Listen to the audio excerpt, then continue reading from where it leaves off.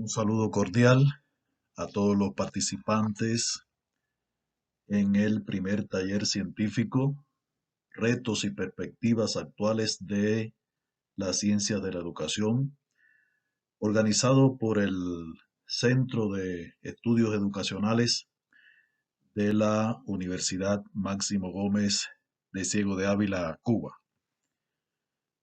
Mi nombre es Omar Abreu Valdivia, soy docente e investigador de la Universidad Técnica del Norte de la República de Ecuador.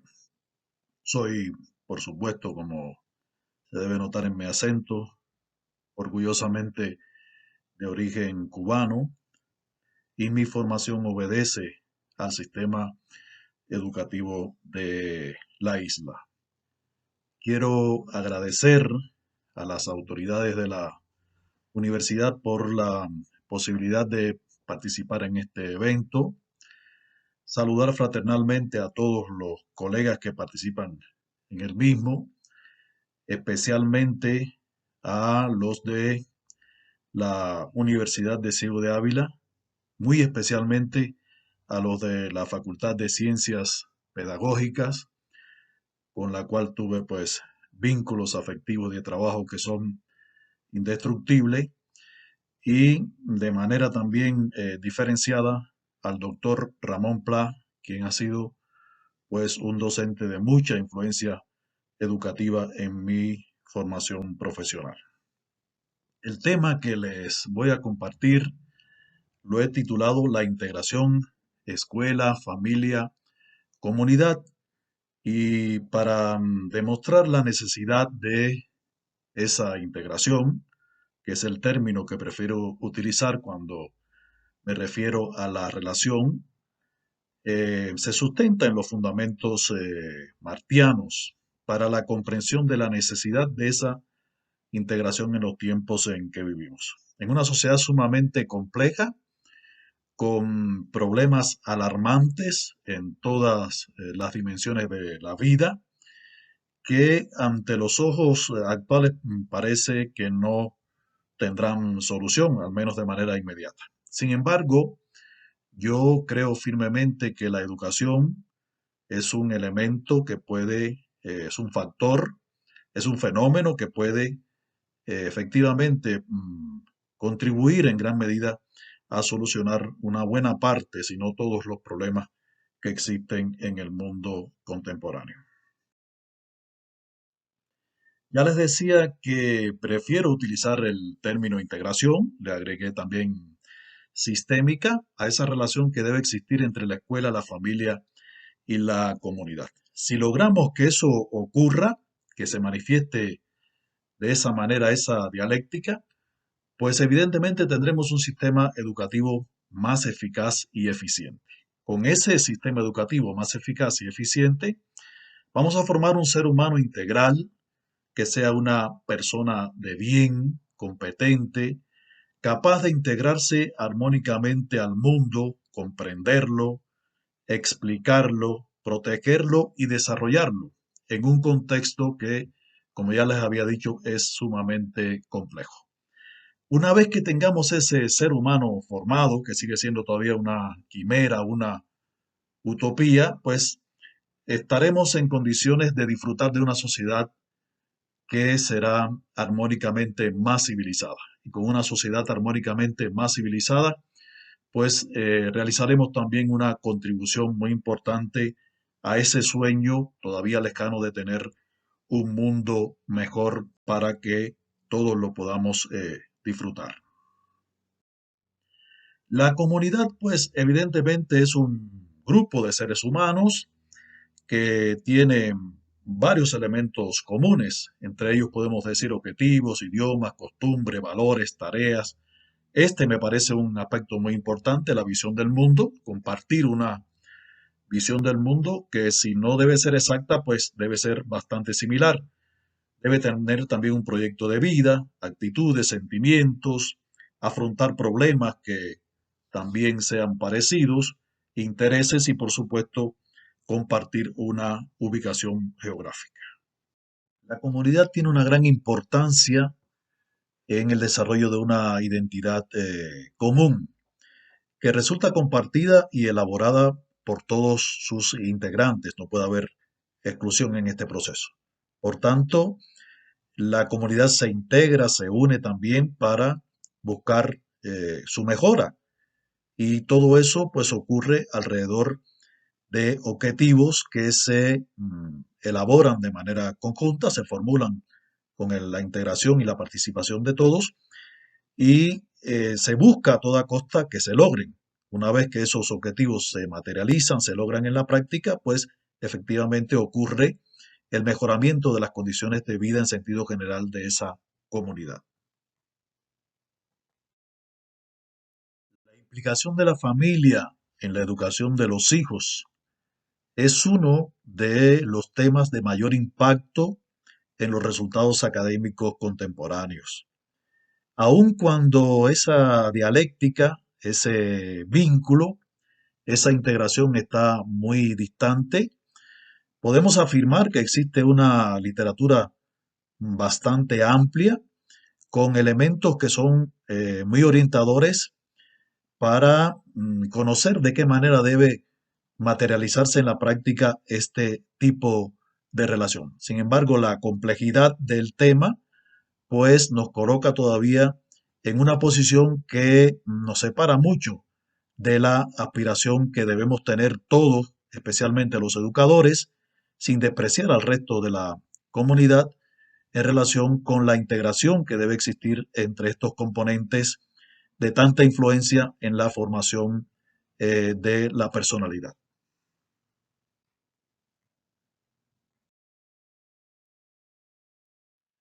Para un número significativo de estudiosos de este tema, la familia es el lugar principal donde se desarrollan las relaciones de afecto entre niños, adolescentes, jóvenes y adultos. En su seno ocurre el proceso complejísimo de formación de valores y se desarrolla también la herencia humana. Todo ello sobre la base de la educación, lo cual contribuye a la formación de la identidad como un elemento determinante en la formación de la personalidad. La idea de que la familia es un lugar educativo, una comunidad de amor y de solidaridad, que resulta insustituible, no lo puede reemplazar la escuela, y un lugar tan importante en relación con la formación de los valores, con la formación cultural, con la formación ética, con la formación espiritual de la personalidad, es un aspecto que resulta también bastante recurrente entre las fuentes disponibles para estudiar este asunto. No es un secreto que la escuela tiene una capacidad transformadora cuya potencialidad no es suficientemente valorada. Puede ejercer una gran influencia sobre la cultura familiar. Y esa influencia puede ir desde las modificaciones en las ideas, creencias, valores y expectativas de los padres en relación con sus hijos, a los cambios en las pautas de conducta y forma de relacionarse entre los mismos. La escuela, aún en estas condiciones que sugiere esta imagen, pues debe abrirse más a la integración con la familia. Es un proceso que en este momento se ve limitado, se ve afectado, no solo por la posición de la familia, sino también por la posición de la escuela, que tiene que ser más abierta, más flexible y que tiene que ser, por supuesto, más dinámica. La implicación de la familia, no solo de los padres, sino de la familia en sentido general, en el proceso educativo de sus hijos, en el proceso educativo de la escuela, pues contribuye a resolver muchos de los problemas que afectan el funcionamiento de esta institución. Si esa integración es más dialéctica, si esos esfuerzos se comparten, si en realidad hay un proceso que es de integración armónica, sistémica, pues efectivamente la influencia sobre los estudiantes tendrá un resultado mucho más positivo. En la familia se forma la identidad de la persona. Se satisfacen también necesidades que son de carácter básico de aprendizaje y se socializan las normas, los valores, aquellas reglas que regulan la conducta de la persona, el autocontrol, la responsabilidad, el desarrollo social, el equilibrio emocional y la autonomía son componentes de la personalidad muy complejos que se van formando ya con la influencia familiar. La familia se puede considerar como la primera escuela de la vida y una vez que se convierte en ese momento inicial de la formación del ser humano, pues se mantendrá durante todo el desarrollo de la vida como un aspecto de mucho peso en la influencia formativa del ser humano. La escuela y la familia, consideradas como dos grandes instituciones de formación, no pueden actuar de manera separada. Es un reclamo eh, a pura voz que la integración de estas dos instituciones pues tiene que consolidarse para que tengamos un ser humano mucho mejor, un ser humano con una formación más integral y más útil a la sociedad. Sin embargo, hasta el momento, esa integración está distante de la necesidad que impone el entorno. En esa relación tensa, la escuela se presenta como una institución cuya historia es muy extensa y es además muy rica, es muy convincente. Sin embargo, la escuela que tenemos en los tiempos actuales no es la escuela que logra satisfacer todas las necesidades del entorno. Tenemos que lograr a toda costa que las instituciones educativas sufran una transformación profunda, que se pongan más a tono con la época, que se correspondan con el tiempo en que vivimos y que efectivamente abra sus puertas a la participación de la familia para lograr esa formación más efectiva que la sociedad está exigiendo.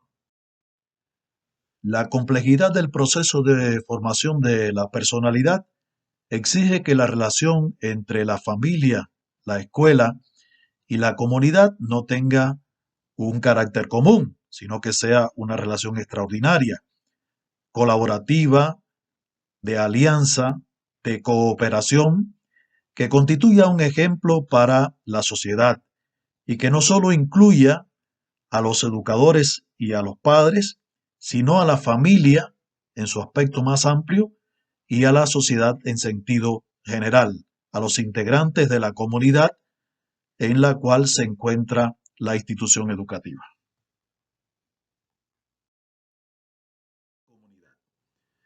Hay algunos elementos que yo quiero recordar, grosso modo. Estoy seguro que cuando comparta estas ideas, pues muchas de ellas les vendrán a la mente a los participantes en este evento. Y yo quiero refugiarme otra vez en la obra martiana, que para mí constituye un mar de espumas de oro en relación con todos los aspectos de la vida. Y las primeras ideas que voy a utilizar se refieren a la necesidad que Martí avisoró en relación con el cambio de la educación. Hace tantos años que nos dejó estas ideas, sin embargo mantienen una vigencia total y absoluta. En muchos de los casos, para que no se pierda en ningún componente de lo que nos transmite Martí, pues prefiero leer textualmente la información. Según Martí, la educación tiene un deber ineludible para con el hombre. No cumplirlo es un crimen, y ese deber es conformarle a su tiempo, sin desviarle de la grandiosa y final tendencia humana, que el hombre viva en analogía con el universo y con su época, para lo cual no sirven el latín y el griego. O sea, es un reclamo a la modernización de la educación y a que no se mantenga la educación por aquel sistema tradicional. En nuestros países, y esto pues es así exactamente, en nuestros países ha de hacerse una revolución radical en la educación.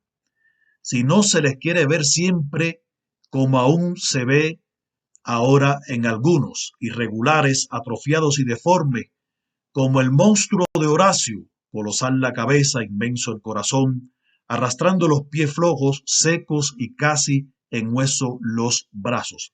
Es una deformación que todavía se corresponde en muchos casos con algunas situaciones relacionadas con la educación en nuestros países. Otra deuda pendiente alertada por Martí desde 1883 es el carácter científico de la educación. Y en este sentido, apuntó el maestro, como quien vuelve del revés una vaina de espada, se ha de cambiar de lleno el sistema transitorio y vacilante de la educación moderna. Mas no habrá para pueblo alguno crecimiento verdadero ni felicidad para los hombres hasta que la enseñanza elemental no sea científica. La educación suaviza más que la prosperidad. No es educación meramente formal, de escasas letras, números, dígitos y contornos de tierra que se da en las escuelas demasiado celebradas y en verdad estériles, sino aquella otra más sana y fecunda, no intentada apenas por los hombres. Todavía mantiene vigencia esta última idea. Esa educación con ese carácter científico útil para la vida es apenas intentada por los hombres en el siglo XXI. Y esta idea en relación con lo que ya había comenzado a realizarse educativamente en Harvard, una de las universidades más famosas del mundo, me llama la atención que Martí hablara de Massachusetts y Harvard, que en los rankings habituales de la educación universitaria aparecen casi siempre en los primeros lugares. Y tal vez este texto sea un poquito extenso, pero como dijera un profesor inolvidable, Roberto Quiñones, estas ideas no tienen desperdicio, por tanto, preferí incluirlas todas. Harvard va reemplazando la mera educación literaria por aquella otra más eficaz y sensata. Bienvenida ha sido, pues, y merece serlo, esta decisión de Harvard, de ir acercando a la vida la educación universitaria. De hoy, pues, en adelante, el Colegio de Harvard abre sus costados con mayor largueza a la vida moderna. Deja a la opción de sus colegiales el estudio profundo de las lenguas literarias y antiguas, y en su sistema general establece el principio de libertad de los alumnos para escoger, dentro del plan y orden del establecimiento, aquellas asignaturas que por sus tendencias más les atraigan o por sus proyectos para su futura ocupación más necesiten. La atracción y la necesidad como elementos muy importantes en la selección del plan de estudio, del programa de estudio que se establezca en cada institución educativa. Hay otro elemento muy importante que yo quiero destacar y es la formación de los sentimientos como una necesidad imprescindible en los tiempos en que vivimos y como un aspecto que no se puede descuidar en la escuela. Sin embargo, el mundo en que vivimos demuestra que no es un elemento que ocupa los primeros planos en el desarrollo de las instituciones educativas. Cada ser humano lleva en sí un hombre ideal, lo mismo que cada trozo de mármol contiene en bruto una estatua tan bella como la que el griego Praxíteles hizo del dios Apolo, el autor también de aquella escultura Hermes y el niño. Los hombres necesitan quien les mueva a menudo la compasión en el pecho y las lágrimas en los ojos y les haga el supremo bien de sentirse generosos.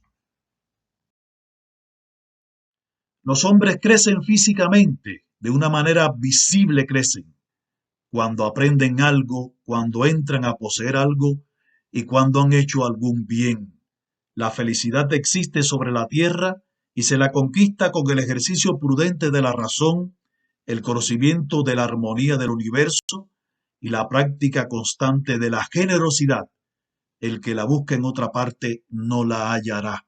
O sea, es ese sentimiento generoso, ese sentimiento vinculado con la realización del bien que se encuentra únicamente en la sabiduría que imprime el proceso educativo. Ser bueno es el único modo de ser dichoso. Ser culto es el único modo de ser libre, a propósito de esta frase tantas veces utilizadas erróneamente. Pero en lo común de la naturaleza humana se necesita ser próspero para ser bueno. Ambas cosas como conjugación de ese proceso de formación de una personalidad buena. De ahí pues lo que han de llevar los maestros por los campos, a propósito de los maestros ambulantes, no solo explicaciones agrícolas e instrumentos mecánicos, sino la ternura. Yo insisto mucho en que la ternura y la sensibilidad son dos aspectos que deben estar muy presentes en el proceso de formación de la personalidad, que hace tanta falta y tanto bien a los hombres. Se necesita abrir una campaña de ternura y de ciencia. O sea, hay que integrar ambos aspectos, una educación científica y una educación tierna, una educación de sentimientos, una educación de valores. Estos son aspectos que yo considero que debemos tener en cuenta para tener la educación que se reclama y para que la escuela tenga toda la autoridad moral para exigir la integración sistémica con la familia y la comunidad. En primer lugar, se debe tener voluntad política, sensibilidad e inteligencia. ¿Para qué? Yo creo que la voluntad política, la sensibilidad y la inteligencia son tres elementos muy importantes para que la educación sea vista como prioridad suprema y se asuma como un asunto de Estado. Tiene que ser asumida como un asunto de Estado. No puede estar únicamente en el discurso, sino que tiene que estar en la conducta cotidiana y en las decisiones que se tomen en cada país. Para la educación sea también comprendida como la garantía del desarrollo armónico, sostenible y estable de la sociedad. No puede ocurrir el desarrollo de la sociedad al margen de la educación. Se necesita también que la profesión de educador se convierta en la más respetada y apetecida. O sea, que los jóvenes, que las personas, que los seres humanos quieran ser educadores. Es una gran necesidad. Y hay países que lo han logrado. Y allí donde se ha materializado, pues la educación toma un rumbo distinto. El educador sea el profesional, más integral de la sociedad, que el educador reciba un reconocimiento social y económico. Esto es muy importante, en correspondencia con su valioso aporte, porque para que la profesión sea atractiva, tiene que haber un reconocimiento social y económico. No es suficiente con un reconocimiento de carácter social. No es solo útil una convocatoria ideológica, tiene que haber también un reconocimiento económico, que el maestro obtenga por sí los medios que necesita para tener una vida digna. Que el resto de los sectores de la sociedad reconozca que la educación es imprescindible para su desarrollo. Que no haya que hacerle una convocatoria, que no haya que aplicar algún resorte para que estos sectores pues, comprendan el papel de la educación, sino que efectivamente sea por un proceso natural. Que se creen las condiciones para que sea compatible la vida laboral y familiar. Muchos autores utilizan como pretexto para este divorcio escuela, familia, comunidad la complejidad de la vida familiar actual. Y no hay razón para que ocurra de esa manera. Que la escuela funcione como la institución más prestigiosa y respetada de la comunidad y de la sociedad en sentido general. Y por último, quiero entonces centrar la atención en lo que yo considero que puede ser ejemplos de la atención paternal a esa educación familiar. Y vuelvo a recurrir a la obra martiana. En este caso me voy a concentrar específicamente en las cartas a María Mantilla, que son muy mencionadas, sin embargo yo creo que tenemos todavía una deuda muy grande con el conocimiento que debemos tener acerca de ella y con el uso del potencial educativo que tienen estas cartas. Voy a referirme a la que escribiera el 2 de febrero de 1895. Imagínense ustedes, 2 de febrero de 1895. Apenas los separaban unos días del alzamiento legendario de esa fecha en lo que llamó la guerra necesaria. Y en este caso le dice, los dos seremos buenos, yo para merecer que me vuelvas a abrazar y tú para que yo te vea siempre tan linda como te vi entonces.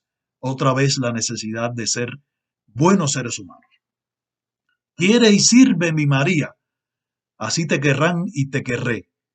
Ya estarás tranquila cuidando mucho a tu madre tan buena y tratando de valer tanto como quien más valga, que es cosa que en la mayor pobreza se puede obtener con la receta que yo tengo para todo, que es saber más que los demás, vivir humildemente y tener la compasión y la paciencia. Compasión y paciencia, dos cosas ausentes con mucha frecuencia en el mundo actual. Y en este caso le indica en la misma carta que vaya confeccionando una especie de diccionario en relación con el viaje que va realizando Martí, que le va describiendo con mucha frecuencia. Y le orienta lo siguiente.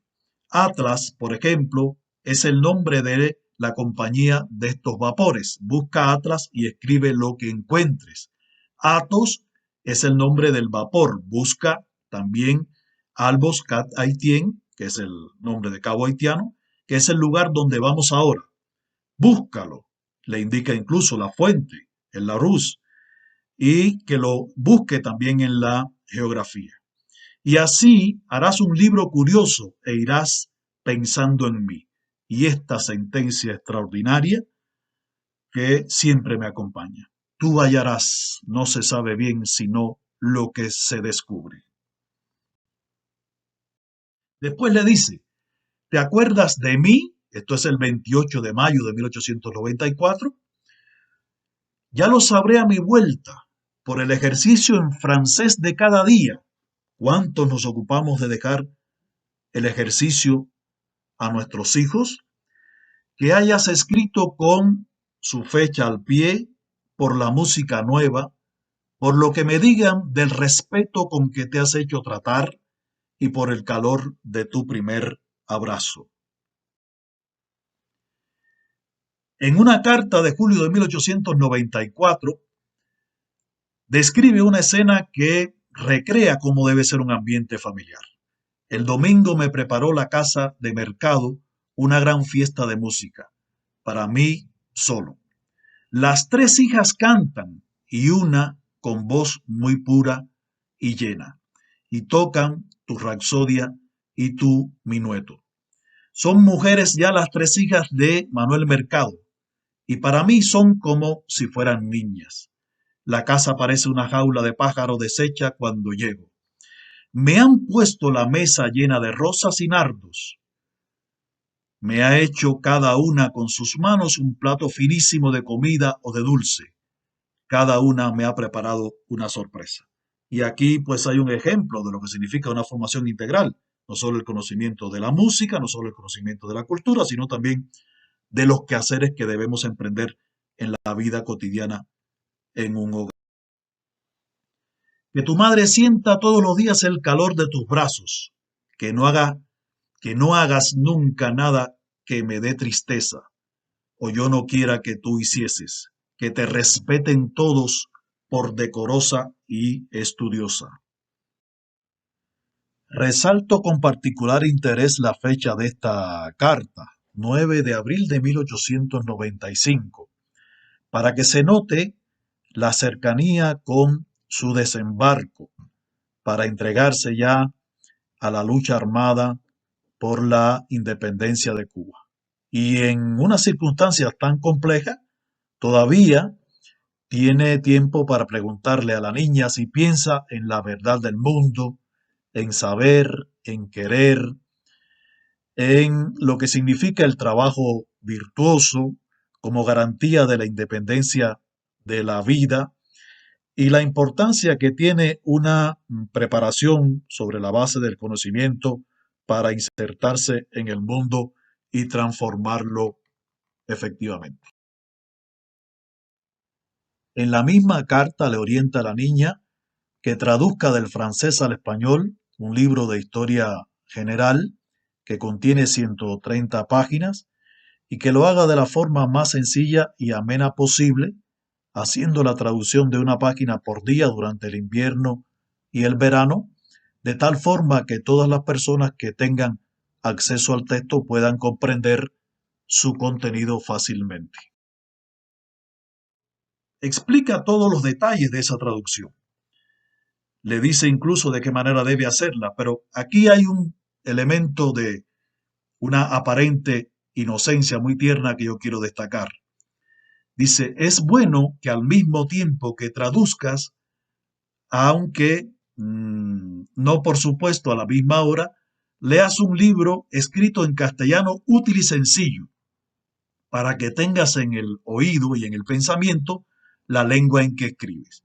Yo no recuerdo entre los que tú puedas tener a mano ningún libro escrito en español simple y puro. No recuerda, qué inocencia. Yo quise escribir así en la Edad de Oro, para que los niños me entendiesen y el lenguaje tuviera sentido y música. Tal vez debas leer mientras estés traduciendo la Edad de Oro, es la sugerencia. Por eso me resulta tan simpático y tan extraordinario este modo de convencer.